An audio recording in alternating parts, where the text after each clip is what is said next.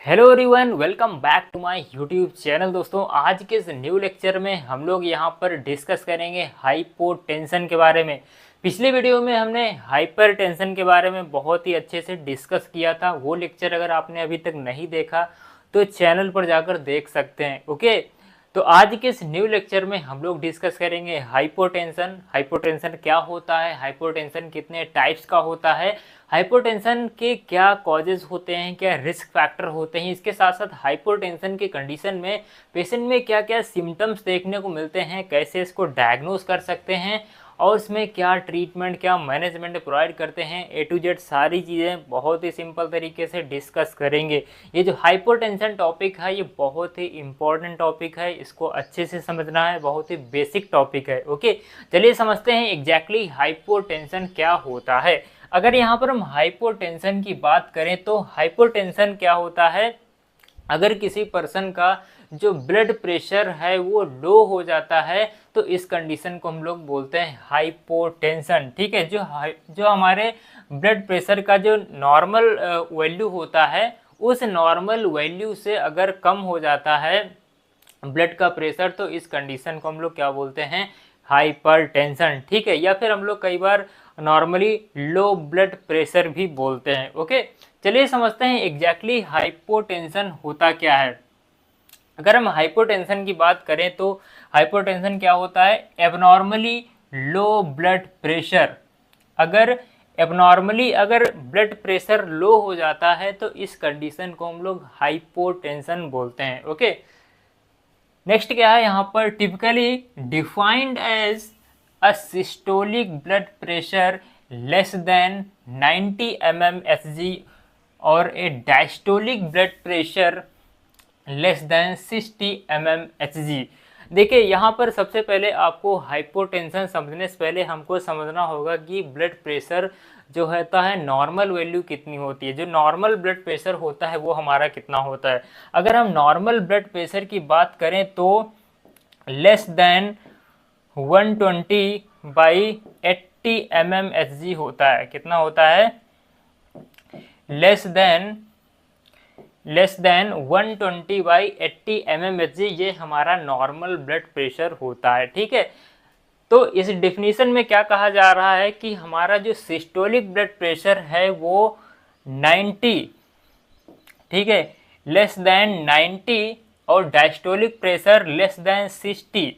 ठीक है, इस वैल्यू से अगर कम आता है ब्लड का प्रेशर तो इस कंडीशन को हम लोग बोलते हैं हाइपोटेंशन। क्या बोलते हैं, हाइपोटेंशन। अगर सिस्टोलिक ब्लड प्रेशर 90 mmHg से कम आता है और डायस्टोलिक प्रेशर 60 mmHg से कम आता है तो इस कंडीशन को हम लोग नाम दे देते हैं हाइपोटेंशन। ओके, जो हमारा नॉर्मल वैल्यू होता है ब्लड प्रेशर का वो कितना होता है, लेस देन 120/80 mmHg। ओके, अब यहाँ पर बात समझने वाली ये है कि सिस्टोलिक ब्लड प्रेशर क्या होता है और ये डायस्टोलिक ब्लड प्रेशर क्या होता है। जैसा कि हमने पिछले वीडियो में भी डिस्कस किया था, सिस्टोलिक ब्लड प्रेशर की बात करें तो जब हमारा हार्ट कॉन्ट्रैक्ट करता है, यानी सिकुड़ता है तो उस टाइम पर जो प्रेशर जनरेट होता है उसको सिस्टोलिक ब्लड प्रेशर बोलते हैं। ठीक है, अब क्या होता है, कंस्ट्रिक्ट करने के बाद यानी सिकुड़ने के बाद जो हार्ट होता है वो रिलैक्स होता है, डायलेट होता है।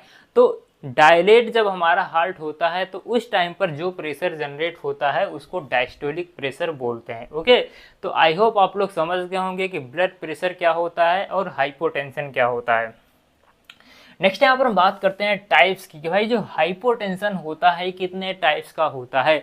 अगर हम हाइपोटेंशन के टाइप्स की बात करें तो कई सारे टाइप्स का हाइपोटेंशन देखने को मिलता है। सबसे यहाँ जो फर्स्ट है, सबसे जो मोस्ट कॉमन जो हाइपोटेंशन है वो है हमारा ऑर्थोस्टैटिक हाइपोटेंशन। जो यहाँ पर जो फर्स्ट हमारा जो हाइपोटेंशन का टाइप है वो क्या है, ऑर्थोस्टैटिक हाइपोटेंशन। अब भाई ऑर्थोस्टैटिक हाइपोटेंशन क्या होता है, ऑर्थोस्टैटिक हाइपोटेंशन की हम बात करें तो ऑर्थोस्टैटिक हाइपोटेंशन में क्या होता है, blood pressure drops upon standing up. मान लीजिए कोई पर्सन है जो सिटिंग पोजीशन में, ठीक है, कोई ऐसा पर्सन है जो सिटिंग पोजीशन में बैठा हुआ है, वो सडनली अगर खड़ा हो जाता है, ठीक है, सडनली अगर स्टैंड अप हो जाता है तो उस टाइम पर अगर ब्लड प्रेशर कम हो जाता है सडनली, तो उस कंडीशन को हम लोग बोलते हैं, उस कंडीशन को हम बोलते हैं ऑर्थोस्टैटिक हाइपोटेंशन। ठीक है, अगर मान लीजिए पर्सन लेटा हुआ है, वो सडनली खड़ा हो जाता है, तो उस टाइम पर जो प्रेशर जनरेट होता है तो उसको बोलते हैं ऑर्थोस्टैटिक हाइपोटेंशन। ठीक है, जो पर्सन है, जो पेशेंट है, वो लेइंग डाउन पोजीशन में है या फिर सिटिंग पोजीशन में है, ठीक है, वो अगर सडनली खड़ा होता है तो उस टाइम पर अगर प्रेशर, जो ब्लड का प्रेशर है वो फॉल डाउन हो रहा है, तो इस कंडीशन को हम लोग बोलते हैं ऑर्थोस्टैटिक हाइपोटेंशन। और यहाँ पर आपको एक बात याद रखनी है, यहाँ पर उल्टा नहीं होगा। मान लीजिए पर्सन जो है वो खड़ा हुआ है, पर्सन जो है खड़ा हुआ है, वो सडनली अगर बैठ जाता है तो उस टाइम पर प्रेशर जो है, ब्लड प्रेशर कम नहीं होता है। ठीक है, यहाँ पर उल्टा नहीं करना है आपको। नेक्स्ट यहाँ पर जो हमारा टाइप है वो है क्या, पोस्ट पेरिंडियल हाइपोटेंशन। क्या है, नेक्स्ट हमारा जो हाइपोटेंशन का टाइप है वो है पोस्ट पेरिंडियल हाइपोटेंशन। पोस्ट पेरिंडियल हाइपोटेंशन में क्या होता है, drop in blood pressure after eating. अगर कोई ऐसा पर्सन है जिसका खाना खाने के बाद ब्लड प्रेशर अगर डिक्रीज हो रहा है, ठीक है, खाना खाने के बाद अगर ब्लड प्रेशर लो हो रहा है, तो इस कंडीशन को हम लोग बोलते हैं postprandial hypotension. Actually postprandial hypotension ऐसे पेशेंट को देखने को मिलता है जिनमें कोई न्यूरोलॉजिकल प्रॉब्लम होती है। ठीक है, मान लीजिए किसी पेशेंट को पार्किंसंस डिजीज की प्रॉब्लम है। पार्किंसंस डिजीज में क्या होता है कि जो हमारा ऑटोनोमिक नर्वस सिस्टम होता है, जो हमारा ऑटोनोमिक नर्वस सिस्टम होता है वो अफेक्ट हो जाता है, जिसकी वजह से ये प्रॉब्लम देखने को मिलती है। ठीक है, पोस्ट पेरिंडियल हाइपोटेंशन देखने को मिलता है। नेक्स्ट यहाँ पर जो हमारा टाइप है वो है newly mediated hypotension. Newly mediated hypotension, इसमें क्या होता है, blood pressure drops after standing for a long time. मान लीजिए कोई ऐसा पर्सन है जो लंबे समय तक खड़ा रहता है, ठीक है, लंबे समय तक कोई खड़े खड़े काम कर रहा है या फिर लंबे समय तक खड़ा रहता है, लंबे समय तक अगर स्टैंडिंग पोजीशन में रहता है, तो उसकी वजह से अगर ब्लड प्रेशर कम हो रहा है तो उसको बोलते हैं newly mediated hypotension. Newly mediated hypotension दोस्तों ये जो है, ये हमें तब देखने को मिलता है जब हमारे हार्ट और ब्रेन का मिसकम्युनिकेशन होता है। ओके, नेक्स्ट यहाँ पर जो हमारा टाइप है वो है सीवियर हाइपोटेंशन। सीवियर हाइपोटेंशन ये हमें तब देखने को मिलता है जब हमारे बॉडी को, हमारे जो बॉडी है वो हाइपोवोलेमिक शॉक में चली जाती है। हमारे बॉडी का जो वॉल्यूम होता है, जो ब्लड वॉल्यूम होता है वो बहुत ज़्यादा कम हो जाता है, तब जो है क्या देखने को मिलता है, सीवियर हाइपोटेंशन देखने को मिलता है। ठीक है, ये कॉमनली तब देखने को मिलता है जब सीवियर ब्लड लॉस हो गया। मान लीजिए बहुत ज़्यादा बॉडी से ब्लड लॉस हो गया एक्सीडेंट के केस में या फिर कोई अदर केस में।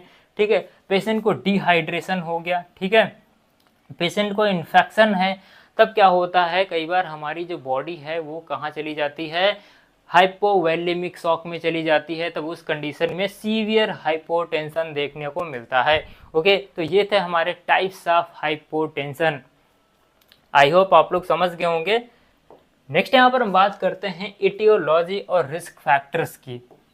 इटियोलॉजी और रिस्क फैक्टर्स की बात करें तो कई सारे कॉजेज होते हैं, कई सारे रिस्क फैक्टर होते हैं जिसकी वजह से जो ब्लड प्रेशर होता है वो फॉल डाउन होता है। सबसे पहले यहाँ पर एक चीज़ आपको समझ लेना है, हमारे बॉडी का जो ब्लड वॉल्यूम होता है, हमारे बॉडी का जो ब्लड वॉल्यूम होता है वो अगर नॉर्मल रहता है तो ब्लड प्रेशर जो है हमारे बॉडी का सही रहता है। लेकिन जैसे ही हमारे बॉडी का जो ब्लड प्रेशर है, हमारे बॉडी का जो ब्लड वॉल्यूम है वो कम होता है, तो हमारा बीपी भी कम होने लगता है। ठीक है, जो ब्लड प्रेशर है वो डिपेंड करता है कि हमारे बॉडी के अंदर ब्लड वॉल्यूम कितना है। ठीक है, जो आर्टरीज के अंदर, जो वेन्स के अंदर जो ब्लड फ्लो हो रहा है उसके वॉल्यूम के ऊपर जो ब्लड प्रेशर है वो डिपेंड करता है। ओके, अब समझते हैं कि भाई रिस्क फैक्टर क्या हो सकते हैं। सबसे पहले हम प्राइमरी कॉजेस की बात करते हैं। यहाँ पर जो फर्स्ट यहाँ पर जो कॉज है वो है डिहाइड्रेशन। मान लीजिए कि कोई ऐसा पर्सन है जिसको डिहाइड्रेशन हो गया। अब भाई डिहाइड्रेशन के कई सारे रीजन हो सकते हैं, जैसे कि पेशेंट को डायरिया हो गया या फिर एक्सेसिव नोजिया वोमिटिंग हो गया, तो उसकी वजह से क्या होता है, डिहाइड्रेशन हो जाता है। ठीक है, जब किसी को डायरिया होता है या फिर एक्सेसिव वोमिटिंग होती है तो उसकी वजह से क्या होता है, हमारे बॉडी से ज़्यादा अमाउंट में फ्लूइड लॉस हो जाता है और हमारे बॉडी का जो ब्लड वॉल्यूम है वो डिक्रीज़ हो जाता है, और ब्लड वॉल्यूम डिक्रीज़ होता है तो उसकी वजह से जो ब्लड का प्रेशर है वो भी कम हो जाता है और पेशेंट को हाइपोटेंशन की कंडीशन हो जाती है। नेक्स्ट यहाँ पर हार्ट प्रॉब्लम, मान लीजिए हार्ट में कोई प्रॉब्लम है, ठीक है, जैसे कि ब्रेडिकार्डिया है। ब्रेडिकार्डिया का मतलब जो हार्ट बीट है वो लो हो गई है, ठीक है, या फिर हार्ट फेलियर है। ठीक है, इन कंडीशंस में क्या होता है, जो हमारा हार्ट होता है वो प्रॉपर अमाउंट में, जितने अमाउंट में हमारे बॉडी को ब्लड की रिक्वायरमेंट है उतने अमाउंट में अगर हमारा हार्ट ब्लड पंप नहीं कर पा रहा है तो उस कंडीशन में क्या होता है, हमारे बॉडी में हाइपोटेंशन हो जाता है। ठीक है, इतना समझ गए होंगे। नेक्स्ट यहाँ पे जो कॉज है वो है इंडोक्राइन प्रॉब्लम। इंडोक्राइन प्रॉब्लम का मतलब हमारे बॉडी के अंदर कोई अगर हार्मोनल डिसबैलेंस होता है, ठीक है, हमारे बॉडी के अंदर एक हार्मोन होता है मिनरेलोकॉर्टिकॉइड्स। ये जो मिनरेलोकॉर्टिकॉइड्स होता है ये क्या करता है, हमारे बॉडी में जो फ्लूइड होता है, जो सोडियम और वाटर का रिटेंशन करवाता है। ठीक है, अगर मिनरेलोकॉर्टिकॉइड्स हार्मोन की डिफिशियंसी हो जाती है तो उसकी वजह से हमारे बॉडी के अंदर जो सोडियम और वाटर का रिटेंशन नहीं हो पाता है और बॉडी से फ्लूइड ज़्यादा लॉस हो जाता है और बॉडी हाइपोटेंशन में चली जाती है। ठीक है, तो कोई हार्मोनल प्रॉब्लम हो सकती है जैसे कि मिनरेलोकॉर्टिकॉइड डिफिशियंसी, ठीक है, या फिर एड्रिनल इनसफिशियंसी जिसको हम बोलते हैं। नेक्स्ट यहाँ पर डायबिटीज़। नेक्स्ट यहाँ पर जो हमारा कॉज है वो है सीवियर इन्फेक्शन। अगर हमारे बॉडी के अंदर सीवियर इन्फेक्शन हो जाता है, सीवियर इन्फेक्शन होने की वजह से क्या होता है, देखिए जब हमारे बॉडी के अंदर इन्फेक्शन होता है तो उसकी वजह से क्या होता है, कई सारे टॉक्सिन्स रिलीज होते हैं। ये टॉक्सिन्स क्या करते हैं, ब्लड वेसल्स को डायलेट कर देते हैं, और जब ब्लड वेसल्स डायलेट होती हैं, जब हमारे बॉडी के अंदर क्या होता है, इन्फेक्शन होता है, इन्फेक्शन की वजह से क्या होता है, टॉक्सिन्स रिलीज होते हैं, और टॉक्सिन्स क्या करते हैं, ये ब्लड वेसल्स को डायलेट कर देते हैं, और जब ब्लड वेसल्स डायलेट होती हैं तो वहाँ से फ्लूइड का लीकेज होने लगता है। ठीक है, फ्लूइड के लीकेज होने की वजह से क्या होता है, ब्लड वॉल्यूम कम हो जाता है और क्या होता है, हमारी बॉडी हाइपोटेंशन में चली जाती है। नेक्स्ट यहाँ पर क्या है, ब्लड लॉस। मान लीजिए कोई ट्रॉमा हो गया, ठीक है, या फिर एक्सेसिव इंटरनल ब्लीडिंग हो गई तो उसकी वजह से क्या होता है, हाइपोटेंशन पेशेंट को हो सकता है। ठीक है, नेक्स्ट यहाँ पर न्यूट्रिशनल डिफिशियंसी।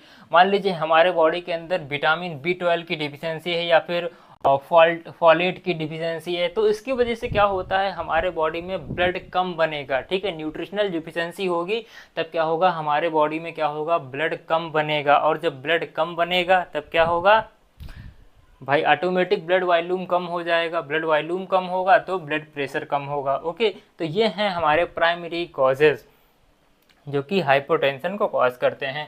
नेक्स्ट यहाँ पर बात करते हैं रिस्क फैक्टर्स की, कि भाई कौन कौन से ऐसे रिस्क फैक्टर हो सकते हैं जिसकी वजह से हाइपोटेंशन होता है। रिस्क फैक्टर की बात करें तो सबसे फर्स्ट है वो एज। जैसे जैसे पेशेंट की जो पर्सन होते हैं वो ओल्डर होते जाते हैं, जैसे जैसे एज बढ़ती जाती है वैसे उनका क्या होता है, हाइपोटेंशन की प्रॉब्लम होने लगती है। नेक्स्ट यहाँ पर मेडिकेशंस, कई सारी ऐसी मेडिकेशंस होती हैं जो कि हाइपोटेंशन कॉज करती हैं, जैसे कि एंटी हाइपरटेंसिव ड्रग्स। मान लीजिए एंटी हाइपरटेंसिव ड्रग जो है, कोई ऐसा पर्सन है जो हाइपरटेंशन के लिए ड्रग ले रहा है और कोई ड्रग ज़्यादा हो गया, ठीक है, ज़्यादा डोज हो गया, तब क्या होता है, ब्लड प्रेशर डाउन हो सकता है, हाइपोटेंशन हो सकता है। या फिर जो डायरेटिक्स हैं, अगर कोई पेशेंट डायरेटिक ले रहा है, लॉन्ग टाइम तक डायरेटिक ले रहा है, हाई डोज में ले रहा है, तब क्या होगा, जो ब्लड का वॉल्यूम है वो कम हो जाएगा। ठीक है, उसकी वजह से क्या होगा, हाइपोटेंशन की प्रॉब्लम हो सकती है पेशेंट को। नेक्स्ट यहाँ पर क्या है, मेडिकल कंडीशन। कई सारी ऐसी मेडिकल कंडीशन होती हैं जिसकी वजह से हाइपोटेंशन हो सकता है, जैसा कि हमने बताया था पार्किंसंस डिजीज़। पार्किंसन डिजीज़ में क्या होता है, जो ऑटोनोमिक नर्वस सिस्टम होता है वो अफेक्ट होता है, ठीक है। और जब ऑटोनोमिक नर्वस सिस्टम अफेक्ट होगा तो ब्लड प्रेशर लो हो जाता है, क्योंकि जो हमारा ऑटोनोमिक नर्वस सिस्टम होता है ये ब्लड प्रेशर को रेगुलेट करता है, ठीक है। डायबिटीज़ के कंडीशन में क्या होता है, जो हमारे बॉडी के न्यूरॉन्स होते हैं, जो नर्वस सिस्टम होता है डैमेज होने लगता है, और जब नर्वस सिस्टम डैमेज होगा तो जो ब्लड प्रेशर है वो रेगुलेट नहीं हो पाता है, ओके। नेक्स्ट यहाँ पर प्रोलॉन्ग्ड बेड रेस्ट, अगर प्रोलॉन्ग लंबे समय तक अगर आप बेड रेस्ट करते हैं तब भी ये हाइपोटेंशन की प्रॉब्लम हो सकती है। नेक्स्ट यहाँ पर प्रेगनेंसी, दोस्तों जो प्रेगनेंसी में अगर किसी पेशेंट को हाइपोटेंशन हो रहा है तो भी ये जो है प्रॉब्लम है। देखिए होता है यहाँ पर क्या है, हाइपोटेंशन जो होता है प्रेगनेंसी में ये नॉर्मल होता है, ठीक है। अगर थोड़ा बहुत अगर ब्लड प्रेशर कम हो रहा है तो ये तब तो नॉर्मल है। अगर ज़्यादा ब्लड प्रेशर प्रेगनेंसी में डाउन हो रहा है तब तो ये जो है सीवियर कंडीशन हो सकती है। क्योंकि होता क्या है, प्रेगनेंसी के कंडीशन में क्या होता है, जो प्रेग्नेंट वुमेन होती हैं उनमें क्या होता है, प्रोजेस्टेरॉन का लेवल हाई होता है। प्रोजेस्टेरॉन क्या करता है, ब्लड वेसल्स को रिलैक्स कर देता है। जो स्मूथ मसल्स होती हैं वो रिलैक्स हो जाती हैं, जिसकी वजह से क्या होता है, ब्लड प्रेशर फॉल डाउन हो जाता है। नेक्स्ट यहाँ पर हम बात करें क्लिनिकल मैनिफेस्टेशंस की, तो भाई यहाँ पर कई सारे सिम्टम्स पेशेंट में देखने को मिलेंगे आपको, जैसे कि डिजीनेस पेशेंट को देखने को मिलेगा। डिजीनेस का मतलब पेशेंट को चक्कर आएगा, ठीक है, या फिर यहाँ पर लाइट हेडनेस पेशेंट को देखने को मिलेगी। नेक्स्ट यहाँ पर फेंटेनिंग पेशेंट में देखने को मिलेगी, क्या देखने को मिलेगी, फेंटिंग देखने को मिलेगी। फेंटिंग का मतलब क्या होता है कि जो पेशेंट होगा वो हल्का सा बेहोश होने लगेगा, ठीक है, पेशेंट जो है अनकॉन्शियस होने लगेगा। नेक्स्ट यहाँ पर पेशेंट में ब्लड विजन, पेशेंट में ब्लड विजन रहेगा या फिर फेडिंग विजन रहेगा, जिसका विजन है वो गायब होने लगेगा, ओके। नेक्स्ट यहाँ पर नोजिया, वोमिटिंग, पेशेंट को नोजिया देखने को मिलेगा, ठीक है। फटीग रहेगा, पेशेंट को थकान आएगी। इसके साथ साथ लैक ऑफ कंसंट्रेशन पेशेंट में देखने को मिलेगा, ठीक है। और पेशेंट में क्या रहेगा, कोल्ड और क्लेमी और पेल स्किन देखने को मिलेगी, क्योंकि भाई ब्लड प्रेशर लो हो रहा है, बॉडी के अंदर क्या हो रहा है, ब्लड प्रॉपर अमाउंट में सप्लाई नहीं हो रहा है, तब क्या होगा, जो स्किन है वो कोल्ड होने लगेगी, हमारी बॉडी कोल्ड होगी, क्लेमी होगी और स्किन पेल देखने को मिलेगी। इसके साथ साथ रैपिड और सैलो ब्रीथिंग पेशेंट में देखने को मिलेगी, क्योंकि भाई जो हमारा रिस्पिरेटरी सिस्टम है वो ज़्यादा ऑक्सीजन लेने के लिए क्या करेगा, रैपिड ब्रीथिंग करेगा। इसीलिए क्या होगा, यहाँ पर पेशेंट में रैपिड और सैलो ब्रीथिंग देखने को मिलेगी। तो ये पेशेंट में कुछ जो है हाइपोटेंशन के कंडीशन में सिम्टम्स देखने को मिलेंगे। अब हम बात कर लेते हैं डायग्नोस्टिक टेस्ट की। अब भाई किसी पेशेंट में अगर हाइपोटेंशन हुआ है तो उसको कैसे आप डायग्नोस करोगे, क्या कौन कौन से टेस्ट कराएंगे। अच्छा, टेस्ट की बात करें तो यहाँ पर सबसे पहले क्या करते हैं, ब्लड प्रेशर मॉनिटर करते हैं। पेशेंट का क्या करते हैं हम लोग, कंटिन्यूसली रेगुलर पेशेंट का ब्लड प्रेशर मॉनिटर करते हैं, ठीक है, regular and ambulatory blood pressure measurement, okay. अब भाई जब रेगुलर आप ब्लड प्रेशर पेशेंट का मेजर करेंगे तभी तो पता चलेगा कि पेशेंट को हाइपोटेंशन की प्रॉब्लम है, ओके, सिंपल। देखिए यहाँ पर क्या है, ब्लड टेस्ट है। अब भाई हम पेशेंट का क्या कराएंगे, ब्लड टेस्ट करवाएंगे। ब्लड टेस्ट से हमें क्या पता चलेगा, अगर किसी पेशेंट को डायबिटीज़ की प्रॉब्लम है, ठीक है, पेशेंट का शुगर लेवल चेक करना है। अगर पेशेंट को डायबिटीज़ की प्रॉब्लम है तो उसको क्या हो सकता है, हाइपोटेंशन हो सकता है। Low blood pressure, low blood sugar, अगर ब्लड शुगर लो है पेशेंट का तब भी ये प्रॉब्लम हो सकती है, ठीक है। लो ब्लड प्रेशर में भी क्या हो, लो शुगर में लो ब्लड प्रेशर देखने को मिल सकता है। नेक्स्ट यहाँ पर एनीमिया, अगर बॉडी के अंदर ब्लड कम है, ठीक है, ब्लड का प्रोडक्शन कम हो रहा है तब भी क्या होगा, हाइपोटेंशन हो सकता है। तो हमें ब्लड टेस्ट करवाना है। नेक्स्ट यहाँ पर इलेक्ट्रोकार्डियोग्राम, जिसको बोलते हैं ईसीजी। अब भाई पेशेंट का जो हार्ट है वो किस तरह फंक्शन कर रहा है, जो हार्ट है वो प्रॉपर फंक्शन कर रहा है कि नहीं कर रहा है, उसको असेस करने के लिए ईसीजी करवाते हैं पेशेंट का, ठीक है। नेक्स्ट यहाँ पर इकोकार्डियोग्राम। अब भाई हार्ट का स्ट्रक्चर सही सलामत है कि नहीं है, ठीक है, हार्ट के स्ट्रक्चर सही सलामत है, प्रॉपर फंक्शन कर रहा है कि नहीं कर रहा है, उसको देखने के लिए इकोकार्डियोग्राम करते हैं। नेक्स्ट यहाँ पर स्ट्रेस टेस्ट करवाते हैं to evaluate heart response under stress, क्योंकि होता क्या है, कई बार हम लोग स्ट्रेस के कंडीशन में भी हाइपोटेंशन की प्रॉब्लम रहती है, ओके। तो ये हम लोग डायग्नोस्टिक टेस्ट करवाते हैं हाइपोटेंशन को डायग्नोस करने के लिए कि भाई प्रॉब्लम क्या है। नेक्स्ट यहाँ पर मैनेजमेंट की बात करें कि भाई हाइपोटेंशन हो गया है पेशेंट को, क्या मैनेजमेंट करें, क्या क्या ट्रीटमेंट पेशेंट को दें। तो ट्रीटमेंट की बात करें तो सबसे पहले लाइफ स्टाइल मॉडिफिकेशन करना है, मोस्ट इम्पॉर्टेंट है लाइफ स्टाइल मॉडिफिकेशन करना पेशेंट का, ठीक है। जैसे कि इंक्रीज्ड साल्ट इनटेक, क्या करना है, अगर किसी पेशेंट का जो ब्लड प्रेशर है वो लो हो गया है तो क्या करना है, जो साल्ट इनटेक है वो बढ़ा देना है, ठीक है। साल्ट इनटेक को इंक्रीज कर देना है, ठीक, under doctor guidance. Salt intake को अंडर डॉक्टर गाइडेंस इंक्रीज करना है। मान लीजिए आपने इतना ज़्यादा साल्ट इनटेक कर लिया कि आपको हाइपरनेट्रीमिया हो गया। अब भाई हाइपरनेट्रीमिया हो गया, सोडियम ज़्यादा हो गया ब्लड के अंदर, तब भी प्रॉब्लम है, ठीक है। तो डॉक्टर के गाइडेंस के अंडर में साल्ट को इनटेक इंक्रीज करना है। नेक्स्ट यहाँ पर ड्रिंक मोर फ्लूइड्स। अगर हाइपोटेंशन की प्रॉब्लम है तो ज़्यादा से ज़्यादा अमाउंट में फ्लूइड इनटेक करें, ठीक है, ताकि जो हमारे बॉडी का ब्लड वॉल्यूम है वो मेंटेन हो पाए, ठीक है। तो ज़्यादा से ज़्यादा क्या हो, फ्लूइड इनटेक करना है, ठीक है। नेक्स्ट यहाँ पर वियर कंप्रेशन स्टॉकिंग। पैर में पहनने के लिए कंप्रेशन स्टॉकिंग आते हैं। जो कंप्रेशन स्टॉकिंग होते हैं ये क्या करते हैं, जो कंप्रेशन स्टॉकिंग होते हैं ये क्या करते हैं, जो वेन्स के अंदर ब्लड फ्लो है वो इम्प्रूव करते हैं, ओके। नेक्स्ट यहाँ पर अवॉइड एल्कोहल, क्या करना है, अवॉइड एल्कोहल, एल्कोहल को अवॉइड करना है। नेक्स्ट यहाँ पर क्या करना है, eat small frequent meals. Next यहाँ पर क्या करना है, ईट स्मॉल अमाउंट में फूड को इनटेक करना है। अगर किसी पेशेंट को पोस्ट पेरिंडियल हाइपोटेंशन है, अगर पोस्ट पेरिंडियल हाइपोटेंशन है तो क्या करना है, स्मॉल अमाउंट में ईट करना है, ठीक है। फ्रीक्वेंट मील, थोड़ा थोड़ा खाना है, बार बार खाना है। नेक्स्ट यहाँ पर क्या है, अवॉइड सडन मूवमेंट। अगर किसी पेशेंट को पोस्चरल हाइपोटेंशन है या फिर ऑर्थोस्टैटिक हाइपोटेंशन है तो उस कंडीशन में क्या करना है, उस कंडीशन में सडनली मूवमेंट अवॉइड करना है, ठीक है, धीरे धीरे जो है मूवमेंट करना है, ओके।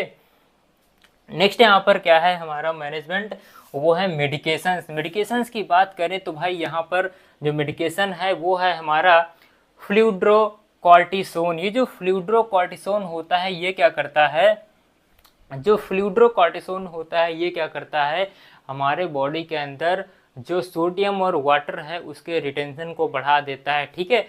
हमारे बॉडी के अंदर क्या करता है, ब्लड वॉल्यूम को इंक्रीज कर देता है। कैसे इंक्रीज करता है, सोडियम और वाटर का रिटेंशन बढ़ा के, ठीक है। नेक्स्ट यहाँ पर हम पेशेंट को क्या देते हैं, मिडोड्रीन देते हैं। क्या देते हैं, मिडोड्रीन देते हैं। ये क्या करती है, constrict blood vessels to raise blood pressure. कई बार क्या होता है, हमारे ब्लड वेसल्स ज़्यादा डायलेट हो जाते हैं तब ब्लड प्रेशर लो होता है, तो उसकी वजह से यहाँ पर उसमें क्या देना है, मिडोड्रीन देना है जो ब्लड वेसल्स को कंस्ट्रिक्ट करती है। तो ये जो है कुछ मेडिकेशंस हैं जो कि हाइपोटेंशन में पेशेंट को हम प्रिस्क्राइब करते हैं। आई होप आप लोग सारी चीज़ समझ गए होंगे। आपको अगर लेक्चर पसंद आया होगा तो हमारे वीडियो को लाइक करें और चैनल को सब्सक्राइब करना बिल्कुल मत भूलें। अगर आपको पीडीएफ नोट्स चाहिए तो आप हमारे जीएस मेडिकल एकेडमी एप्लीकेशन को गूगल प्ले स्टोर से डाउनलोड कर सकते हैं, वहाँ पर आपको पीडीएफ नोट्स मिल जाएगा, okay. Thank you so much for the watching.